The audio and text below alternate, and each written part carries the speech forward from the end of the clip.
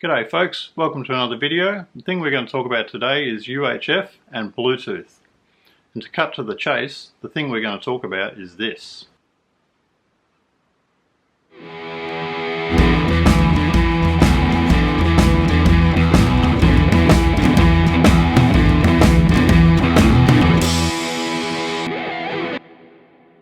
So in the last video I did some first impressions on the Sony FDR intercom system, which is on my helmet over here. You can see that will be linked up here. Today I want to talk about the UHF connectivity to that via Bluetooth. Now, by way of background, if you've ever looked into this subject, you'll know that there's hardly any solutions out there. There's basically two that exist. So one is the Sony SR10 unit. It sits on your bars, you hook up your radio via a cable to that, and then you hook up your helmet intercom via Bluetooth to the SR10. And there's a separate push to talk, and away you go. The other solution is a UHF radio with integrated Bluetooth. Now, there isn't many of these around. There is a couple of high-end ones, so Motorola make them, ICOM make them, but they're like over $1,000, ridiculous amount of money. There was a cheaper one a while ago. It was called the GTR XU1, made by Pacific Wireless, probably 10 years ago. They don't make them anymore.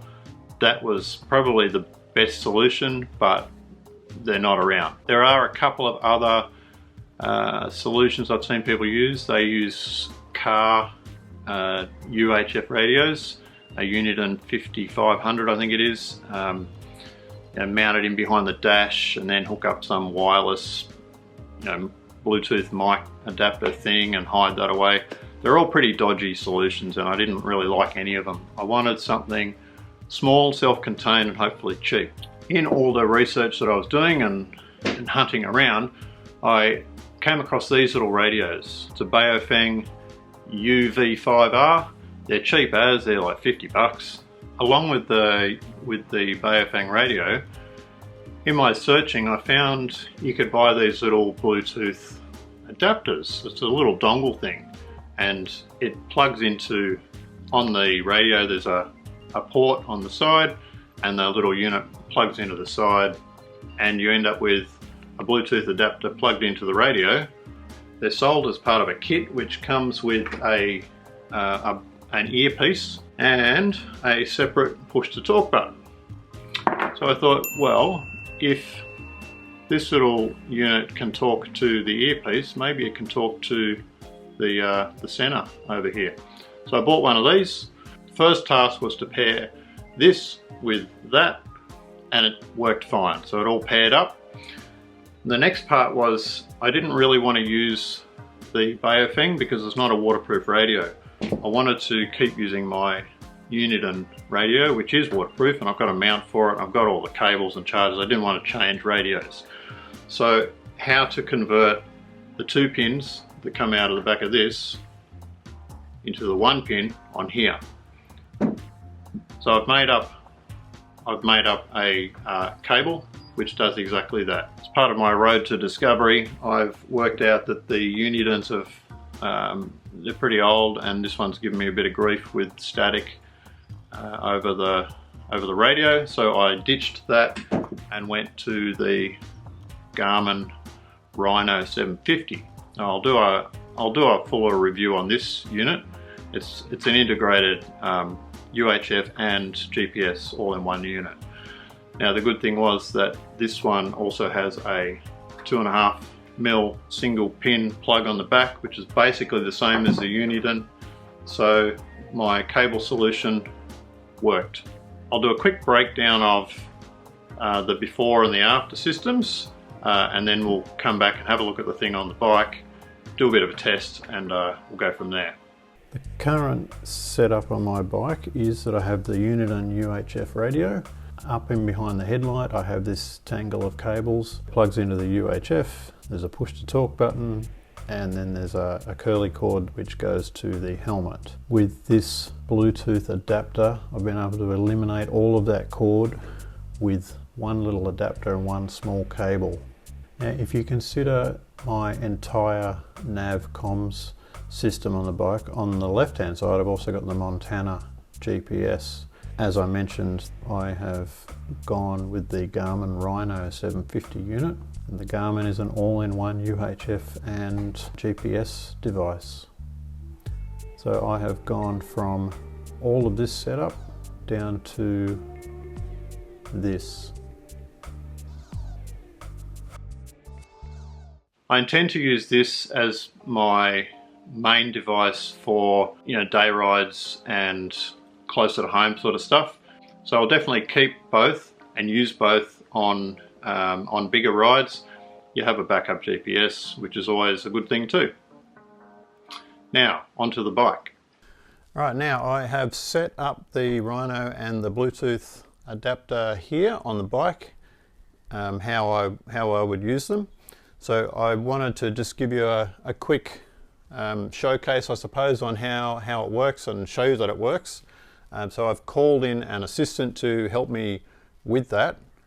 Expert assistant he is, knows everything about bikes and radios and electronics. He's a fantastic guy, and here he is. He's just walked in. How you going? Welcome. Yeah, g'day. Good to see you. Look, I'll stand back a bit. I'll give you a bit of room. Social distancing and all that. Don't want to get too close. Thanks. Yep. Now you need some help with something? Yep. So I have set up the Rhino and the adapter on the bars there. You can see. So now I want to get you to give me a hand on testing them. Yeah. Okay. Fair enough. What do you want me to do? Well, what I want to do is wheel this bike out there. Since you've got the helmet on, you can stay with the bike. Yep. Down this end. Right. I'll go up the other end of the yard, and then we'll have a bit of a conversation with the UHF. How's that sound? Sounds fair. All right, let's go. Okay.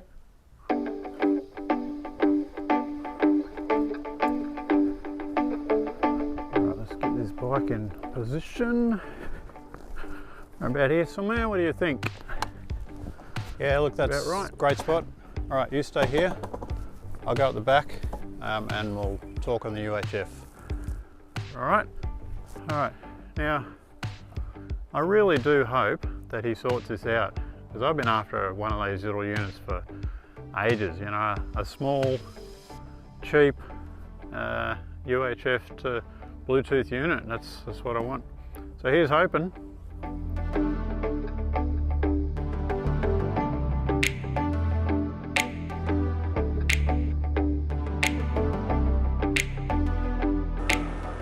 Come in. Do you receive me? Yep, receiving loud and clear. What about me? Back to you. Yeah, that's fine. No problem. Well, looks like you've solved it. Yeah, look, I'm pretty happy with it. We'll come back down here, we'll head into the shed and I'll give you all my other questions. On my way. Now I'll give you a quick overview of how I set this into the Rhino and the cradle. The radio is just sitting up a little bit at the moment, but I've got the cable comes out of the back. It just loops around underneath the cradle. The little plug's held on by a rubber band, and then that just clicks into there.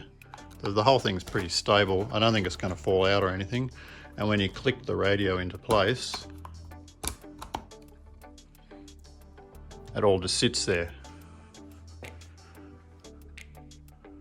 The little unit just sits on the side, easy to get to the button.